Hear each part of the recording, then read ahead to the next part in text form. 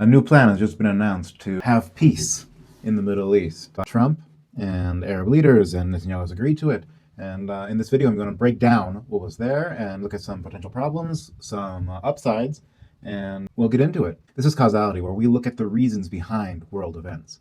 The news reports the symptoms. We give the diagnosis. This is a raw video. I'm recording this a couple of hours after the announcement, just giving my initial thoughts. I've had some time to digest it, but not so much. I think the headline is the devil's in the details, but more so in the execution. And that's really how I'm looking at this this proposal. Doing minimal editing on this so I can get this out soon. This is a different format of a video, but I felt that it was useful to kind of go through this document and look at how from one starting point you can get to a multitude of endpoints by different ways that it's implemented. All these different provisions can be good, can be even great, and some of them, if executed badly or with malintent, is really bad.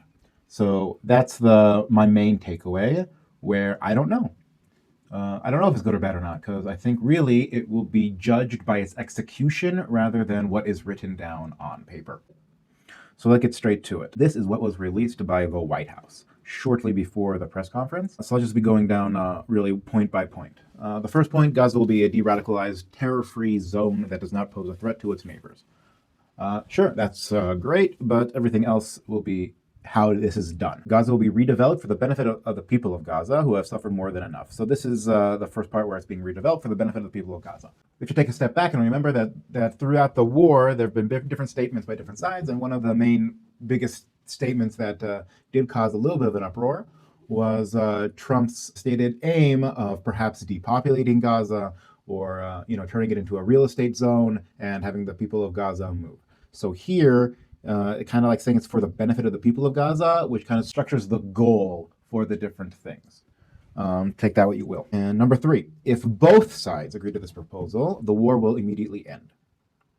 Right, immediately with 72 hours and with a phased plan. But in terms of like the act of fighting will end if both sides agree to this proposal. Israeli forces will withdraw to the agreed upon line to prepare for hostage releases. During this time, all military operations, including aerial artillery bombardment, will be suspended and battle lines will remain frozen until conditions are met for the complete staged withdrawal. Okay, so this is the map that they're giving. I mean, this is really, really roughly drawn. I mean, this is drawn in like PowerPoint, if you can tell. So don't take these lines super seriously, rather as a rough guide. Okay? And so you have roughly what Israel controls at the moment in blue. Then you have the initial withdrawal. So once the hostages are released, they'd withdraw to this yellow line. And then when the ISF, right, we'll get into that later, deploys and takes control of Gaza itself, Israel will go to the red line. And then once all these different security guarantees are met, then it would withdraw to the buffer zone. A couple of key things. The buffer zone includes the Philadelphia corridor, along with Egypt, which has always been a key requirement of Israel. And it's the perimeter, and so it goes all the way around Gaza, including to the north. What will be the sea area looks like. There's a lot of unknowns in this plan, but this is the map. Within 72 hours of Israel publicly accepting this agreement, all hostages alive and deceased will be returned. So 72 hours of Israeli publicly accepting the agreement, which kind of already happened. Maybe it would be for governmental approval, but this is what Hamas needs to do. So it's kind of irrespective of when Israel agrees, because it's really about when Hamas agrees. If the clock starts when Israel agrees, and it takes Hamas even 2 days to agree, then this isn't feasible. So this, I think, this would almost be a quick way to ruin the plan, right? Like you just have like Israel quickly agreeing, Hamas taking some time, and then, we missed the deadline. So I don't think this can be really held to. I mean, yes, I want the hostages back as soon as possible, but I think 72 hours of just Israel's side accepting, like it should be 72 hours of Hamas and Israel agreeing. It's kind of weird that it's only on Israel's side. Once all the hostages are released, so first the hostages are released, and then 250 life sentence prisoners, plus 1,700 Gazans who were detained after October 7th, which includes women and children. So that's part of the 1,700 are released. Another part here is including all women and children. There's always been a kind of a contentious part of what is a child. So is someone who is 16 militant who killed Israeli soldiers, does that count as child and has to be released? On the face of it, I'm guessing that most people would say yes.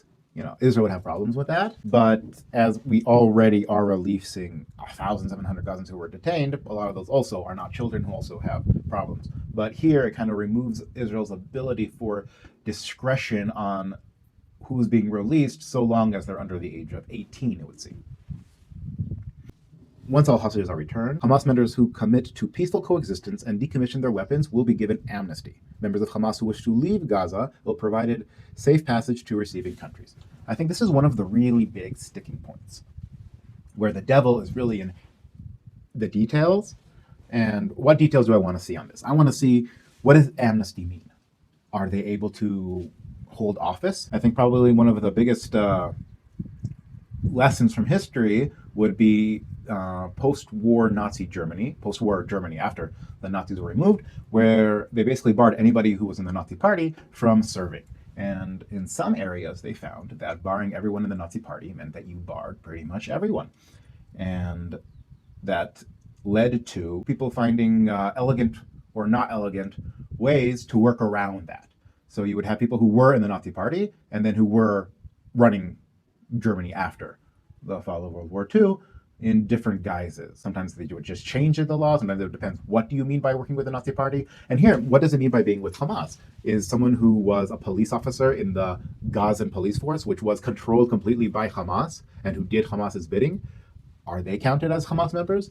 Not even police. Everyone who worked in the different ministries, people who held office, all these different titles, which might not be in the Hamas military force per se, or the Hamas Politburo per se, but had deep connections with Hamas. And so all of these different people, the question is, will they have a role in the future of Gaza? And if not, would that take away too many people, right? Would that leave not many people around? So even like the health ministry, and we'll take it to like the extreme, like health ministry run by Hamas. And we saw how they used and deeply infiltrated all of the health services and the hospitals and all of that. The doctors, I'm guessing, are not going to be excluded from being a doctor, but you could say that they also were, and so that would be like the extreme example of saying, well, here, probably not. But if you go further down and you have a doctor who was also a member of Hamas, then yes or no. If you had the person running the hospital who was running it in the name of Hamas, as we know many of them were, as a kind of like a base and a hospital all in one. And then you get to even more gray areas. People running different ministries, ministers, people high up, advisors. There's this entire huge cadre of people in Gaza who either were in Hamas or worked directly with Hamas and were basically serving Hamas. But as Hamas was the governing power, that includes basically the entire civil service of Gaza. And so how is that tackled? And again, what does amnesty mean? Do they have a place in the future government, or does it mean that they can just live a private life? Or does it simply mean that Israel won't target them or arrest them for their previous crimes, and they go about their lives as usual, holding office, doing everything? And so really it depends on what is meant by amnesty. Right, and so here it's everyone who wants to leave can leave, everyone who doesn't want to leave can have amnesty, and all of their weapons are decommissioned, and they'll have safe passage if they want to leave. It's all great. What about Hamas members who don't want to give up their arms? What is Hamas anymore, right? You have the quote-unquote leaders of Hamas in Qatar. But on the ground, most of the echelons of Hamas have been eliminated. And so even if you have someone who could claim, right, former brigade commander who's now basically commanding all the forces of Hamas, even if he agrees to this, how much actual control does he have over all of his troops? We're talking about tens of thousands of militants, not to mention all the other support roles. And so if he says, yes, I agree, and if Hamas in Qatar says, yes, I agree, what do you do with, I'm guessing, is going to be a sizable portion who say, no, we don't agree. You know, you're traitors. We can fight till the end, because this is really the messaging that's coming out of different places. How do you get rid of them? Okay, so that's a huge detail. And we'll get into what it says a little bit about this in the future. But here we're talking about only the members of Hamas, basically on an individual basis, who commit to peace.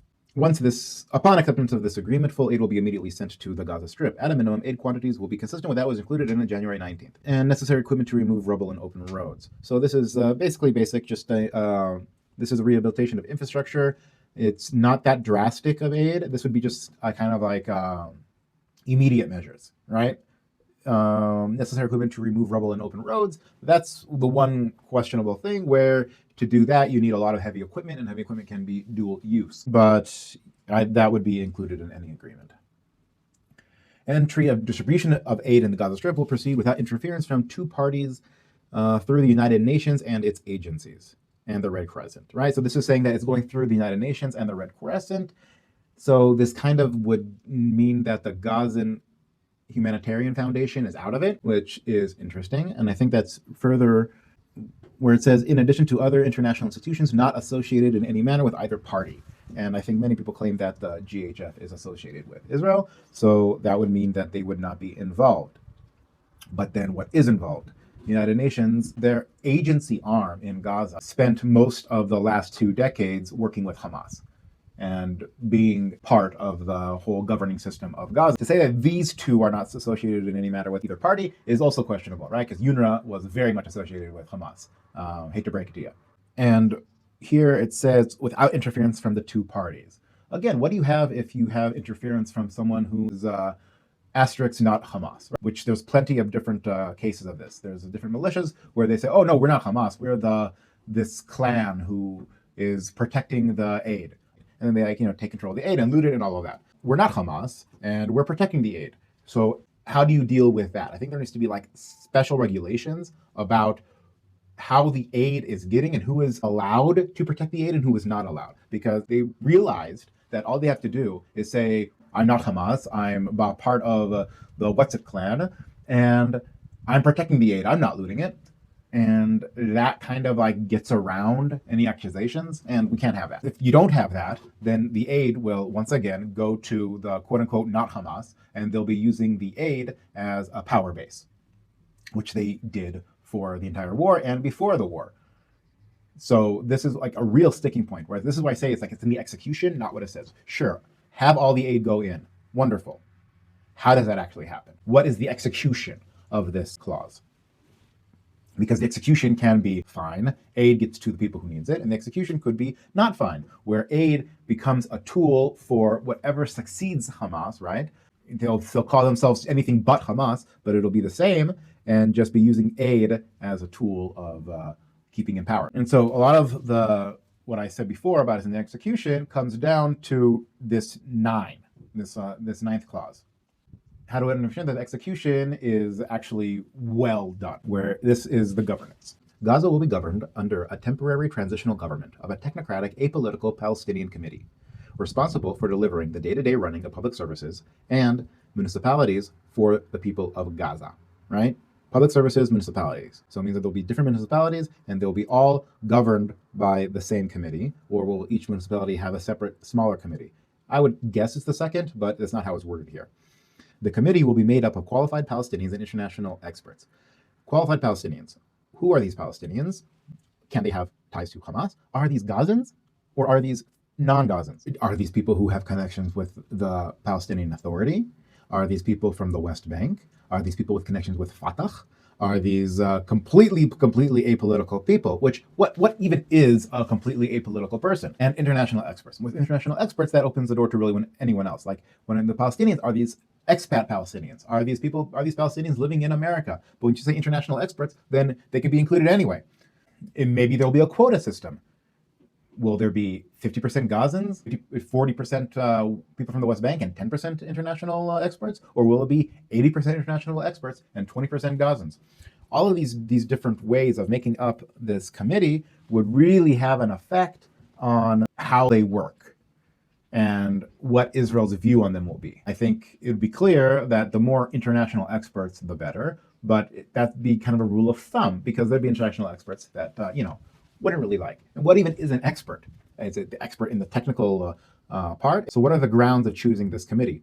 Is it merit-based? Is it whoever applies for the job? Is it based on ethnicity or nationality? There's a lot of questions here. Have they supported Hamas in the past? These are questions that really need to be wrestled with, because if you have an international community and Palestinians, which are all or have a majority who have shown pro-Hamas sympathies in the past, then what are we doing here? If anyone who had a pro-Hamas sympathy in the past is automatically disqualified, then that's another story. At the end of the day, we are talking about getting rid of a regime who has spent decades entrenching itself in all walks of life of the Gaza Strip. In order to remove that entity, there needs to be a cleansing of the ideology. If you put in place people who are neutral rather than anti-Hamas, then I don't know that cleansing can occur. And that's the main issue. You need to have people who are committed to a de-Hamas campaign, to getting rid of the Hamas ideology.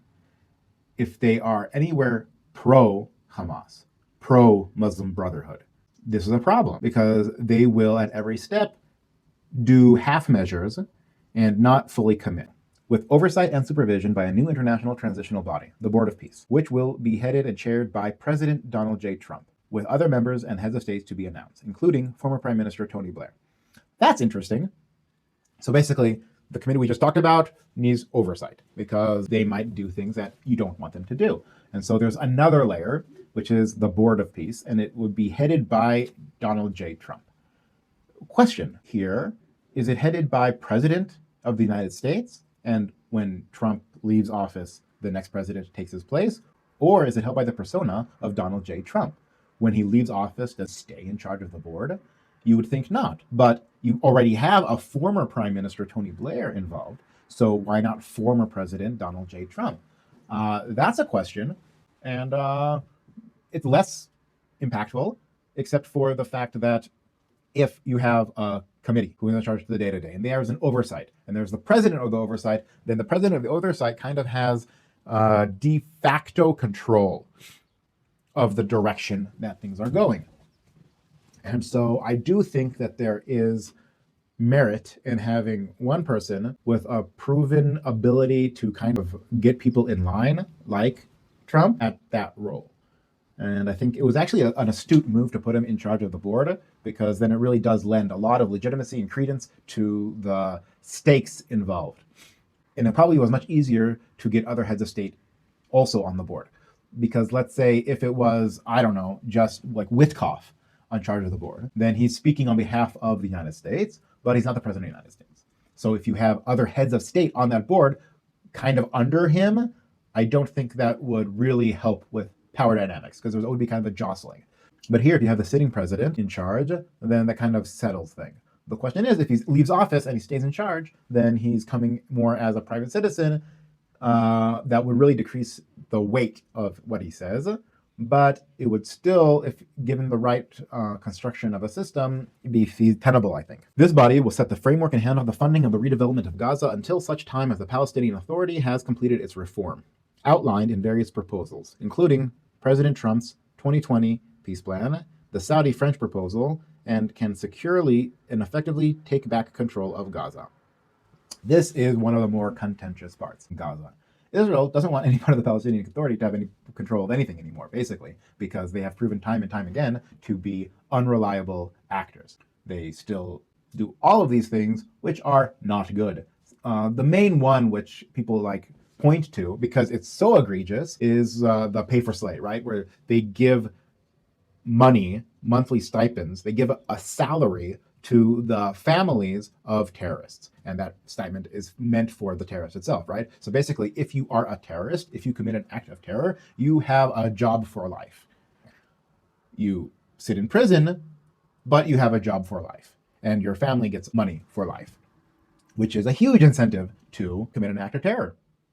And so different things like that. Now, where it says that the Palestinian Authority has to complete its reform program as outlined in various proposals, including President Trump's peace plan in 2020, right? So these are all of the things that the Palestinian Authority has to do in order to be acceptable, in order to take over Gaza. And that would include ending paying those salaries. It would include recognizing Israel as a Jewish state. It would include recognizing Jerusalem as its capital, I would think, because it's kind of also a gray area here. Because the peace plan is meant as a comprehensive plan, which includes like borders. But if here we're only talking about Gaza, then what parts of the plan needs to be implemented? Do they have to recognize full Israeli sovereignty over Israeli settlements, as the plan requires, or not?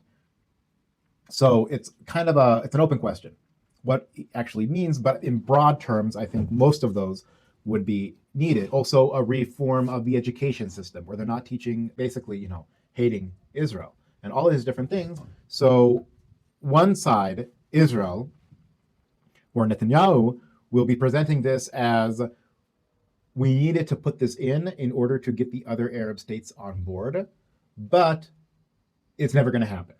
He already said as much, basically, during the press conference. And his opposition in Israel would say, even just saying this after October 7th is a horrible thing, because after October 7th, we should never discuss peace with the Palestinian Authority. My position on it is that basically the reforms required would turn the Palestinian Authority into something else entirely. So the case can be made that we're not accepting the Palestinian Authority as it is today. That would be the case of Netanyahu would be trying to sell it as. I think this would always be part of the language in any peace agreement with Saudi Arabia and an expansion of the Abraham Accords. This is like what the biggest sticking point. This could also bring down the government. It just depends on how it is framed. And the problem here is that most different sides will read into this what they want to read into this. And if the Palestinian Authority doesn't take control, then how long would this Board of Peace remain in power? Because the terms for the Palestinian Authority to take control are quite high on the face of it. This could all change in the future. And as the dynamics of things show, as time goes by, people would be like, well, they've done most of it, or it's their right. They need it. We can't just have this board unelected governing Gaza for eternity. And that's the danger, I think, is that the interests of different parties will be to lessen and lessen the requirements until they can just hand it off. When I look at peace agreements, when I look at different developments, I look at what are the dynamics of the interests at play and how will that evolve over time. The Board for Peace, if this is on heads of state, I don't think they have a real interest in remaining in place. And so if their interest is to exit and hand over the power to the Palestinian Authority, then they will be looking for ways, for excuses to have that interest happen. So the question is, what veto power does Israel have over this process? If they need to prove beyond a shadow of a doubt to Israel that this has been completed, then that's one thing. But I also don't know if people would accept that clause, because they'd be like, oh, well, then it's Israel with final say, which it should be. But would that cause problems to the different Arab states in getting behind the proposal? This can't just be referred to as what was in one other plan. No, this needs to be set down, clear things, and hopefully clear things which are almost impossible to reach, just to give everybody kind of a way to sell it, to give the Arab states a way to sell it to their population, and it would need to be high enough that Israel would be able to sell it to its population. Because it's not about Netanyahu only and his coalition partners. No one in Israel basically wants a Palestinian state, and no one trusts the Palestinian Authority. Polls show it, it's over 80-90%. This is a broad consensus at the moment. So this would be a sticking point. It's a sticking point that many people would be able to swallow in order to get the hostages back, in order to end the war.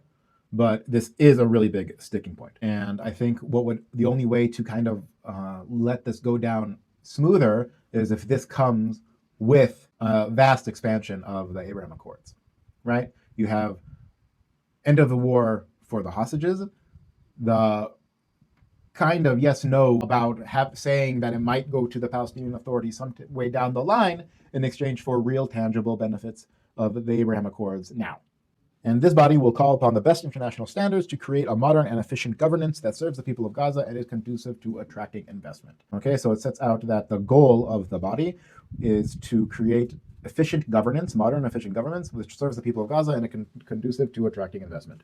What does that mean? Usually things that are conducive to attracting investment, you're talking about rule of law, you're talking about capitalism, you're talking about democratic values, but with a board of peace on top. So I think this would be like non-democratic for a while. I think it would need to be, because if you put it as democratic, then you're just going to get Hamas by another name. You know, the not Hamas party, which is quote unquote, wink, wink, nudge, nudge, not Hamas. Okay, so that was like the big one. Now we're getting to number 10. A Trump economic development plan to rebuild and energize Gaza will be created by convening a panel of experts to help birth some of the thriving modern miracle cities in the Middle East. Many thoughtful investment proposals and exciting development ideas will be crafted by well-meaning international groups and will be considered to synthesize the security and government frameworks to attract and facilitate these investments that will create jobs, opportunity, and hope for the future of Gaza. What does that mean? No idea. Trump is going to make Gaza great again. Sure. A lot of investment. Everyone's going to be trying to throw money into this small strip of land, which is completely destroyed. Maybe, but sure. A special economic zone will be established with preferred tariff and access rates to be negotiated with participating countries. So making a special economic zones are always kind of like touted out there as like this great thing, but most of them fail. So how would this one be different? I guess for Gaza, you are kind of working on two different things. You're working on kind of its place, its geographic position. So you have access to the Mediterranean Sea, you have access to the Suez Canal, going to the Red Sea, but Gaza isn't any more attractive than anywhere else on the Eastern Mediterranean. You know, even Alexandria, or you have different special economic zones in Egypt. You have Cyprus, you have Israel itself, you have the Sinai. There's a lot of places which you could say, just put a special economic zone and it'll be great. But we're talking about the advantages of a region, not to Gaza specific. Gaza might have in its favor is the spectacle of Gaza. We just went through a big war. It can get like investments, which is like half investment, half donation, basically. Like I'm investing in Gaza to help Gaza out. How much does that actually come? I have no idea. Because if you're talking about philanthropy, then sure. But if you're talking about people with investments, I don't know, even with a plan in place and even with everyone stating they have the best intentions, how many people are going to put millions and millions of dollars into Gaza as an investment? Maybe if it gets going, if it gets rolling, if you get like, I don't know, like a 500 billion endowment from the Saudis to start things off, then it's a possible that more people will come. But it's really a question of how can you sell Gaza in such a way that people will be willing not to donate, but to invest. No one will be forced to leave Gaza, and those who wish to leave will be free to do so and free to return. We will encourage people to stay and offer them the opportunity to build a better Gaza. So this is directly in there because of previous statements by Trump about moving the population from Gaza. But here it's a question, like, you know, what is free to do so and free to return? Free to do so, but basically all of this is weird because no one will be forced to leave to Gaza. No one even said to be, you know, even like the most hardest right Israelis haven't said we're going to force everybody to leave Gaza. They're saying you can be encouraged to leave Gaza. So here it's saying encouraged to stay. That's like the main difference. And for those who wish to leave will be free to do so and free to return. The free to return part, I think, needs to be understood. Is it transferable free to return? Would their great-great-grandchildren be free to return? Would this be on a time basis? Would this be until Gaza is rebuilt? I mean, there's a lot of questions about rebuilding Gaza. You would need to get into the nitty-gritties. Land rights. If someone owned an apartment in a building that no longer is there and the whole area has been completely redeveloped, what right does that person have to the new area? Some of these questions I don't think have been dealt with in this way before. Maybe they have. I'm not familiar with it. I think usually after wars where most things have been destroyed, then it's just move forward. If you get into eternal questions of this apartment now sits in a building which used to house a section of Gaza City where my apartment used to be, then I don't think you can ever get out or move towards anything.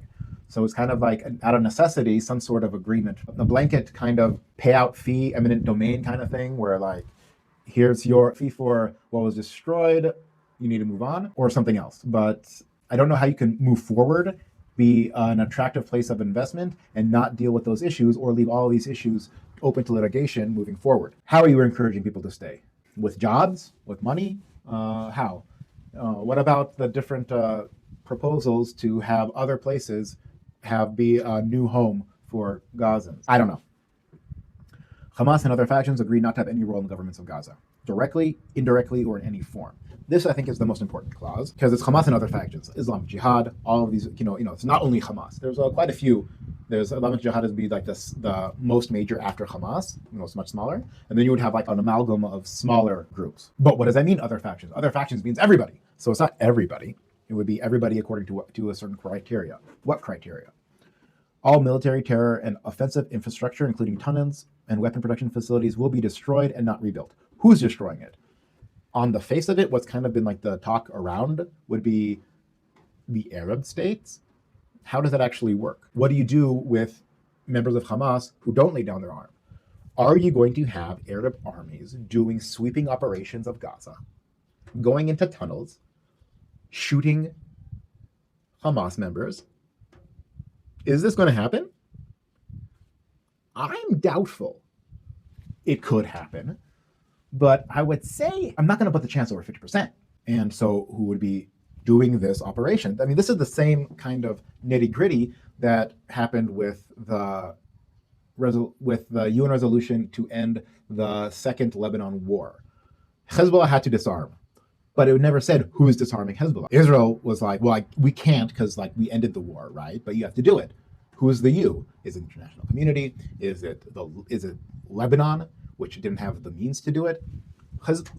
By most accounts, Hamas still has tens of thousands of active members in Gaza. How many of them will they lay down their arms? If 10% doesn't lay down their arms, you're still talking about a couple of thousand fighters.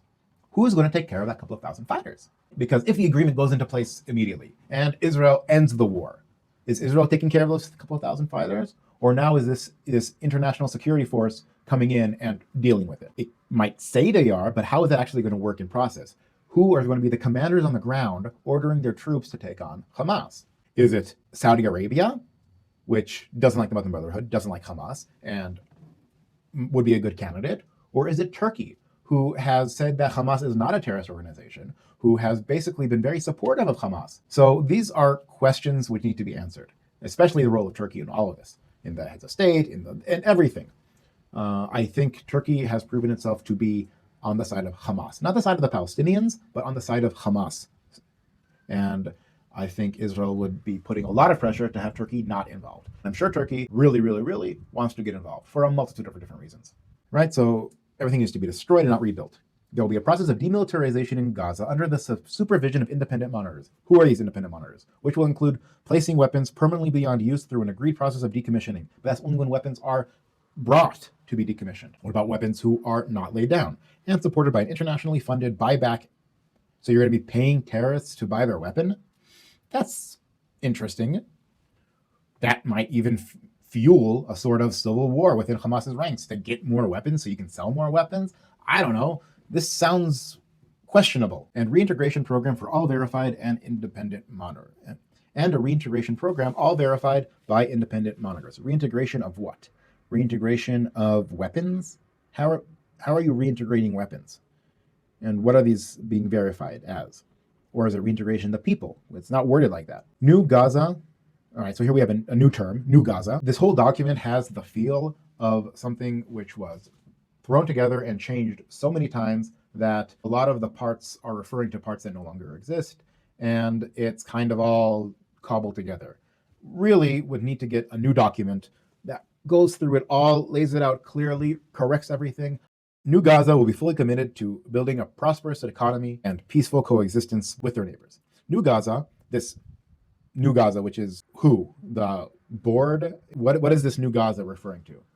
Is it the monitors? Is it just the amalgamation of all, right? So New Gaza will be fully committed to building a prosperous economy and peaceful coexistence with their neighbors. So it's basically saying that the goal of this new Gazan entity will be for coexistence and with their neighbors and peaceful. I think really here you would also need recognition of the Jewish state. You would need to kind of like solidify that into something that's more tangible.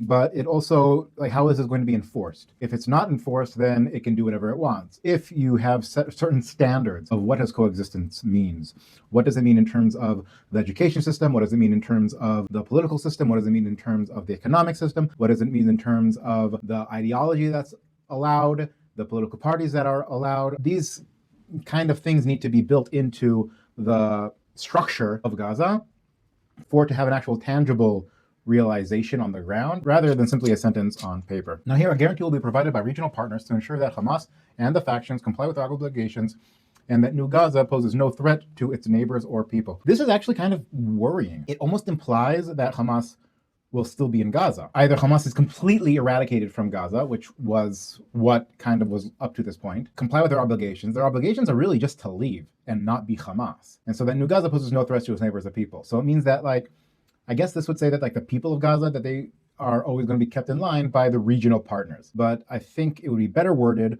by regional partners to ensure that Hamas or anything of that ideology poses no threat in New Gaza. You have to kind of word it in a way where it doesn't imply that Hamas is still in Gaza. The United States will work with Arab and international partners to develop a temporary international stabilization force to immediately deploy in Gaza. The ISF will train and provide support to vetted Palestinian police forces in Gaza. Police forces, not force. That's interesting. Will be the long-term internal security solution. I guess that's referring to the Palestinian police force or the stabilization force. That's not clear. The ISF will work with Israel and Egypt to secure border areas, along with newly trained Palestinian police forces. It's critical to prevent munitions from entering Gaza and to facilitate the rapid and secure flow of goods and rebuild and revitalize Gaza. A deconfliction mechanism will be agreed upon by all parties. So it basically implies, it says we'll work with Israel and Egypt, but it kind of implies that they will be in charge of vetting the goods coming into Gaza, which is easier said than done. Even if everyone is committed to that goal,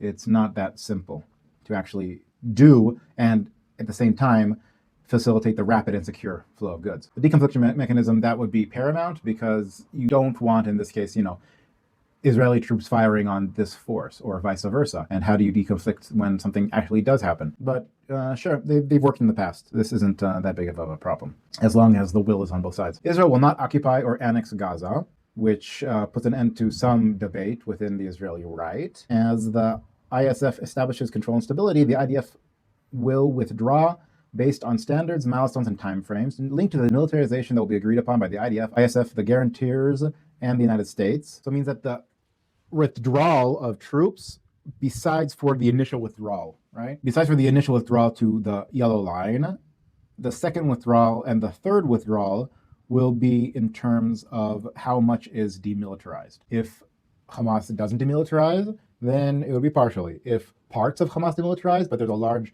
militant present, then again, it would have to be like reassessed. So I think that's fair to put it on a time frame that is contingent upon disarmament. And so you can always like look and see if it's actually disarmed or not. And so as long as they're not disarmed, the IDF will still remain. And in the words of Trump in the press conference, will still have the go-ahead to take care of security threats throughout Gaza. In the event that Hamas delays or rejects this proposal, the above, including the scaled-up aid operation, will proceed in the terror-free areas handed over from the IDF to the ISF. So this means that if Hamas doesn't agree, so that means that no hostages were released. That means that Hamas hasn't left Gaza. This means that they are still militarized. This means that they still hold tunnels and they still hold sway, and they haven't agreed to anything. Basically, this means that Israel will continue the war until it clears the entire part of Gaza from Hamas. Now, I did a video about this, about how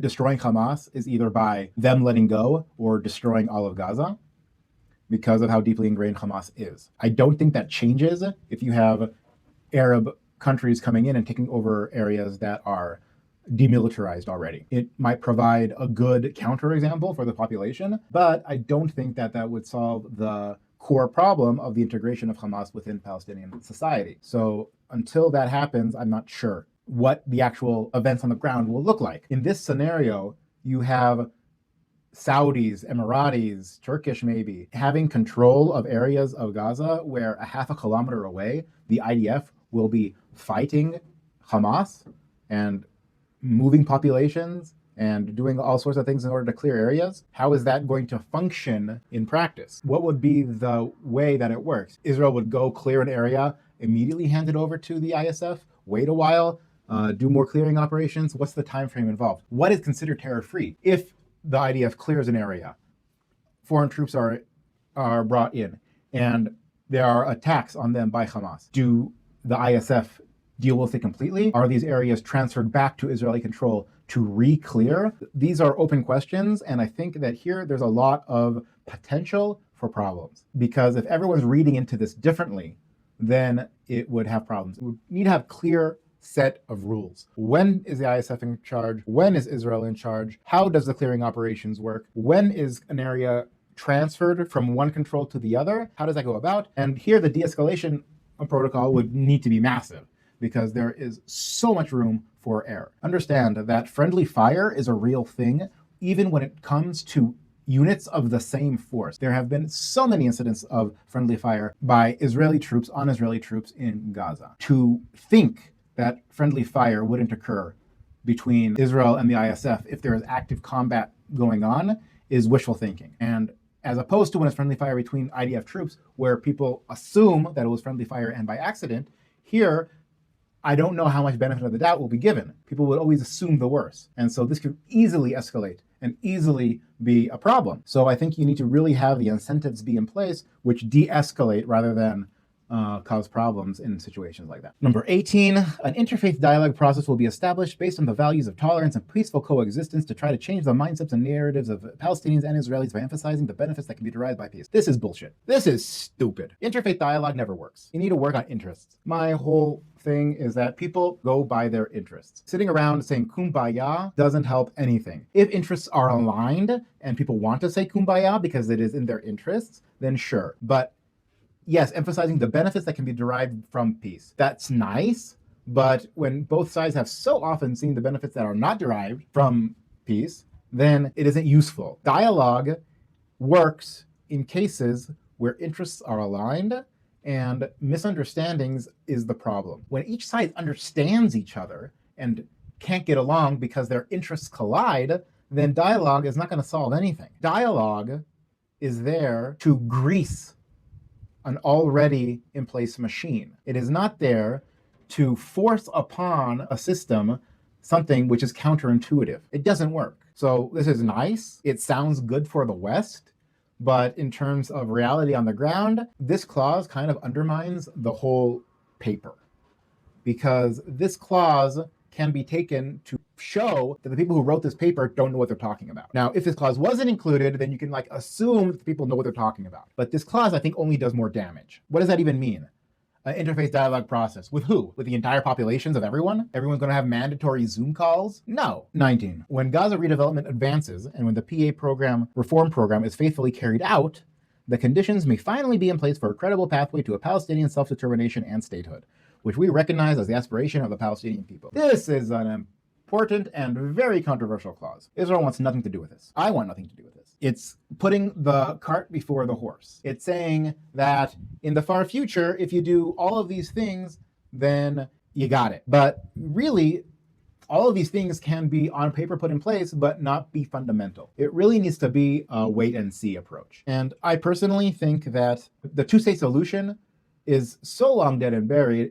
There's nothing in a grave anymore. It is dust. And to even pay lip service to it is only to give undeserved attention to something which is already done. And it revitalizes not any prospect of it happening, but it revitalizes the emphasis on only it being a solution. And by looking at only it being a solution, other solutions aren't looked at. And I think that is one of the biggest problems. I think in terms of Gaza, the end goal needs to be a sort of Gazan emirate, or perhaps even more desirable, multiple emirates, where you have Rafah, you have Khan Yunis, you have Gaza City, each with its own independent governance, where it is answerable to the people, and it can have different levels of autonomy, different levels of sovereignty. But as long as your packaging is it alongside the West Bank as a total package, it's not going to work. But if you look at it as a local level,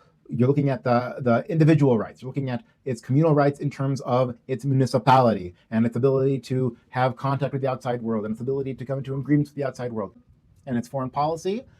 That is easier to achieve because you're unburdened by this Palestinian cause. I'm going to make a video of this in the future, but the nationalist cause is what's really dragging down a lot of the problems. You can achieve most of both the communal and the individual rights and causes without turning to the national. And by focusing on the national, you are denying the possibility for a real solution because of many different reasons, which I'll go in depth in a future video. But anyway, this is a clause that I think is there only to get the Arab states involved, but it actually does real damage. So it's not so easily brushed off. It might be worth the damage, but you have to understand that this is actually going to cause damage, because if the people in Gaza are thinking that the future lies in the PA, then their goals are going to be misaligned with what is actually achievable. And that will cause actual damage. If on whole, its ability to bring in different Arab states outweighs the damage is up for debate. But the damage will be there nonetheless. And the United States will establish a dialogue between Israel and Palestinians to agree on political horizon for peace and prosperous coexistence. Again, I think that if this is all predicated upon the Palestinian Authority, then this is wrong. If it is predicated on new and different ways to achieve coexistence, then sure. But as is, it's questionable. So that's the plan. What do I think about it?